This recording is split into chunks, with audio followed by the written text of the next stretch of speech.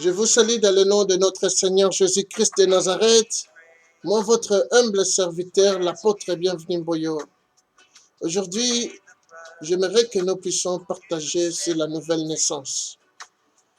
C'est un simple sujet, mais qui a de l'importance pour la vie d'un chrétien. Pour accéder à la vie chrétienne, il faut néanmoins passer par là. On ne peut pas devenir chrétien si on n'est pas de nouveau.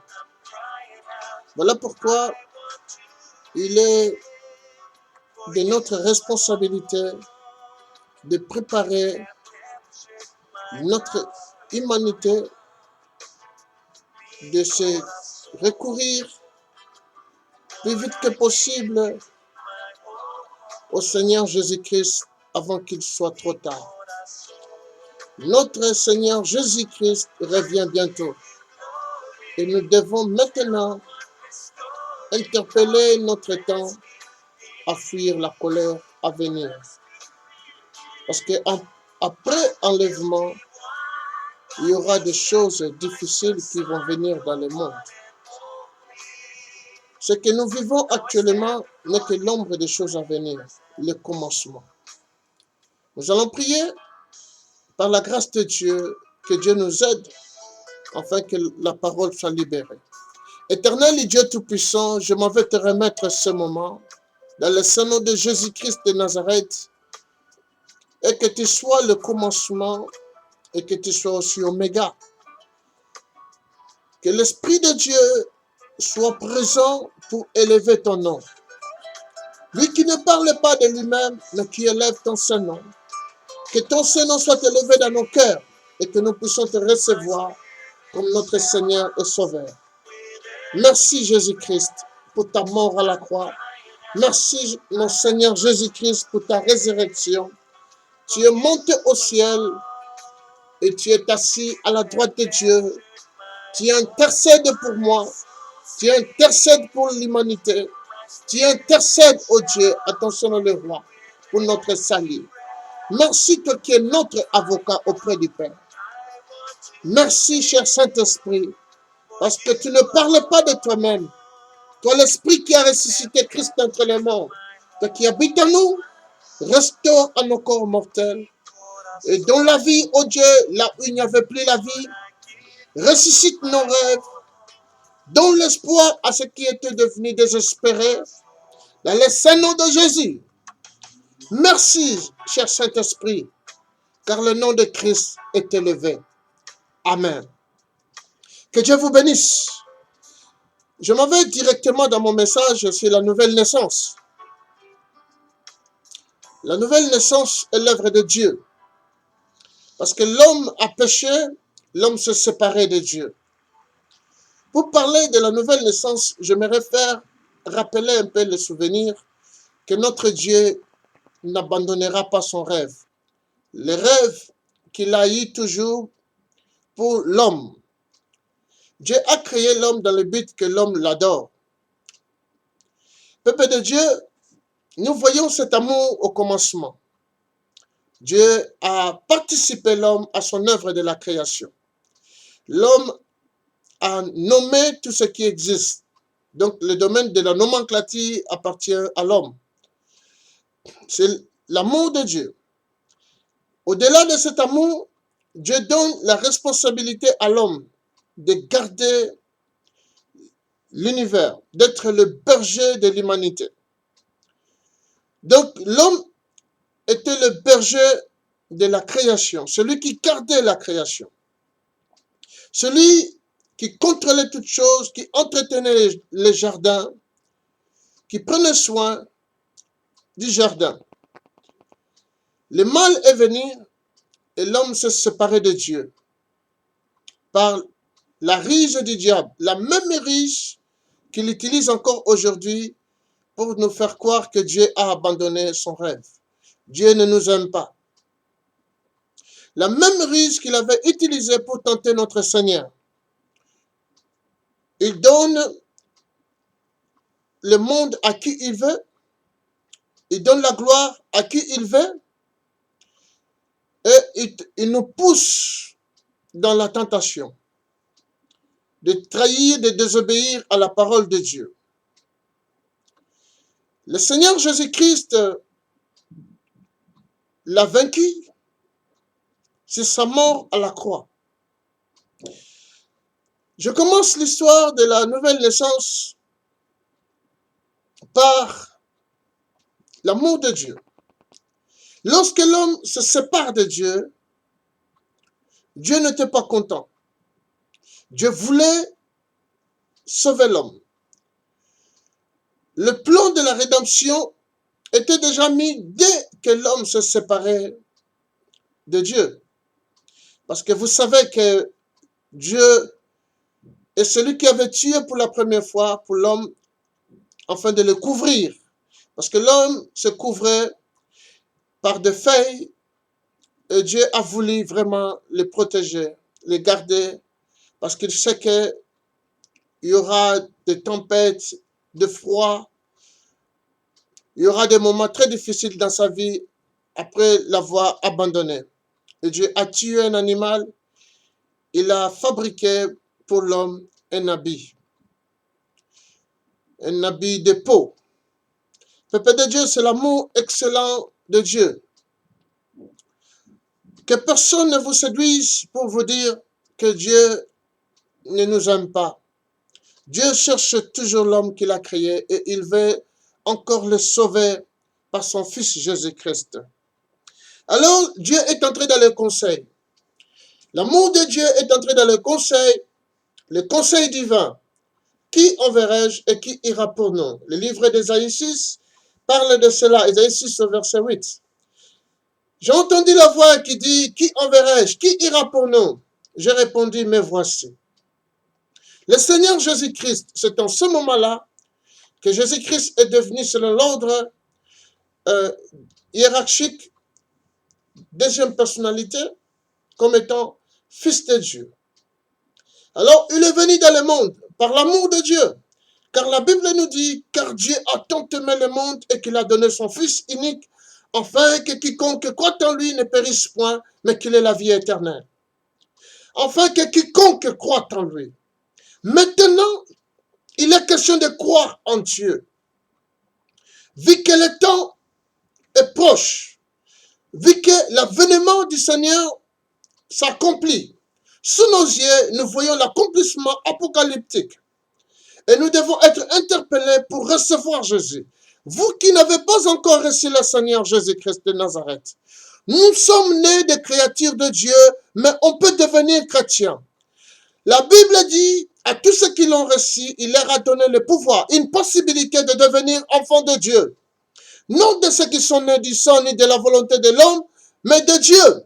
Parce que cela n'est pas de l'ordre naturel pour devenir un enfant de Dieu. C'est au-delà de l'ordre naturel. Pour devenir un enfant de Dieu, non de ceux qui sont nés du sang, ni de l'ordre biologique, héréditaire. Non, vous ne pouvez pas héréditer pour devenir un enfant de Dieu, ni de l'ordre de l'homme, par l'intelligence ou la raison, ou encore par nos sentiments. Non. C'est au-delà de cela. Il faut naître de Dieu, en esprit et en vérité, qu'on peut le recevoir comme Seigneur et Sauveur. Une possibilité de devenir un enfant de Dieu. À tous ceux qui sont nés, non du sang, ni de la volonté de l'homme, ni de la volonté, ni du sang, mais de Dieu.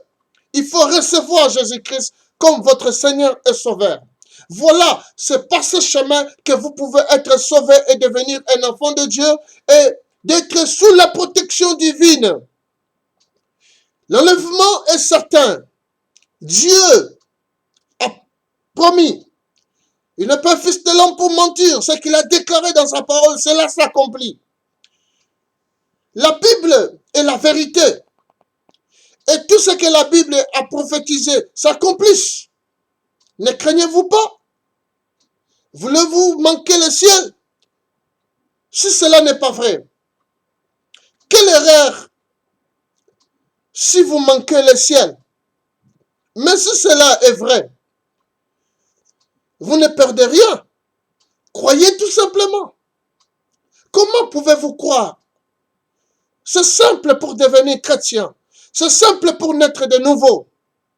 La Bible dit, je me tiens à la porte, je frappe. Si quelqu'un entend ma voix, ouvre la porte, j'entrerai. Je souperai avec lui et lui avec moi. Ce n'est pas difficile. Dieu toque dans votre cœur et dit, vous, je désire entrer dans votre vie à une seule condition. Si vous confessez le Seigneur Jésus-Christ de Nazareth, et si vous croyez de tout votre cœur que Dieu l'a ressuscité des morts, vous serez sauvés. C'est simple. Si vous confessez et croire dans votre cœur que Dieu a ressuscité Christ d'entre les morts, vous êtes sauvés. Est-ce que cela est difficile? Est-ce que cela est impossible pour que vous le fassiez? Vous ne pouvez pas essayer? Essayez donc. Si cela n'est pas bien, vous pouvez vous déconnecter. Vous essayez des propositions pour des engagements de ce monde. Pendant qu'il y a toujours des messages qui sont subliminaux. Mais vous essayez quand même. Pourquoi ne pas oser avec Dieu? Aujourd'hui, si la mort arrive, où seriez-vous? Si aujourd'hui, l'enlèvement venait, si aujourd'hui, la mort ou l'enlèvement arrivait dans notre vie, que ferions-nous?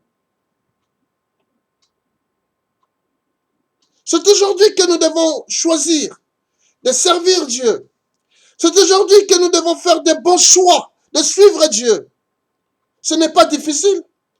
Si seulement vous confessez de votre bouche le Seigneur Jésus-Christ de Nazareth, si vous croyez dans votre cœur que Dieu l'a ressuscité des morts, vous êtes sauvés. Parce que cela est la problématique. Cela est l'opposition du monde. Le monde veut nous faire croire que Jésus-Christ n'était pas ressuscité. Il y a d'autres religions qui disent que celui qui était crucifié, ce n'est pas celui qui était notre Seigneur. Ils disent que celui qui était crucifié, c'est celui qui avait porté la croix de Jésus. Peuple de Dieu, tout cela, ce sont des mensonges. Notre Seigneur est mort à la croix, crucifié, et après 3 jours, il est ressuscité. Il y a des preuves à cela. Il y a des enseignes qui montrent qu'il y a eu la mort. Il y a des preuves matérielles.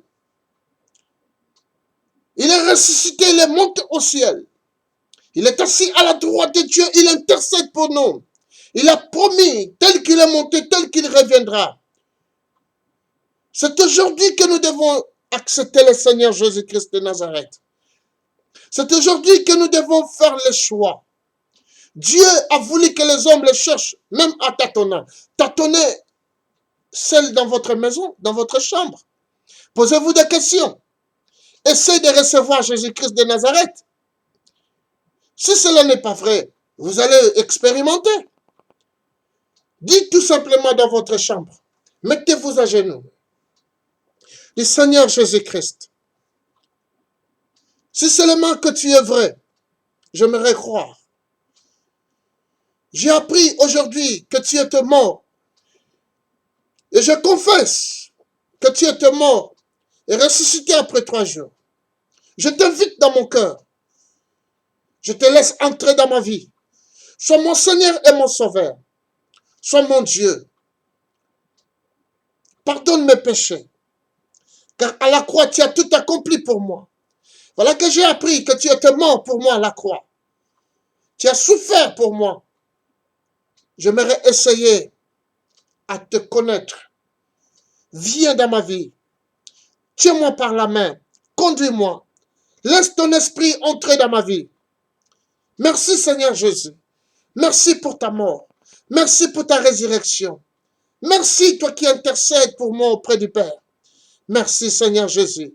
Aujourd'hui, je suis un enfant de Dieu. Aujourd'hui, je confessais, je déclarais que je t'appartiens. Tu es mon Seigneur et mon Sauveur. Merci Seigneur Jésus-Christ. Amen. Voilà, tu es devenu un enfant de Dieu. Cela n'est pas difficile. Que Dieu te bénisse. J'aimerais faire une prière pour toi. Seigneur, voilà que ton enfant est revenu dans ta maison. Il a crié au Dieu que toi, tu es venu en chair, et tu es mort à la croix, et tu es ressuscité après 3 jours, et tu vis au siècle des siècles. Tu es assis à la droite de Dieu, tu intercèdes pour nous. Laisse que, oh Dieu, que la vie change, et que leur nom soit inscrit dans le livre des souvenirs, dans le nom puissant de Jésus.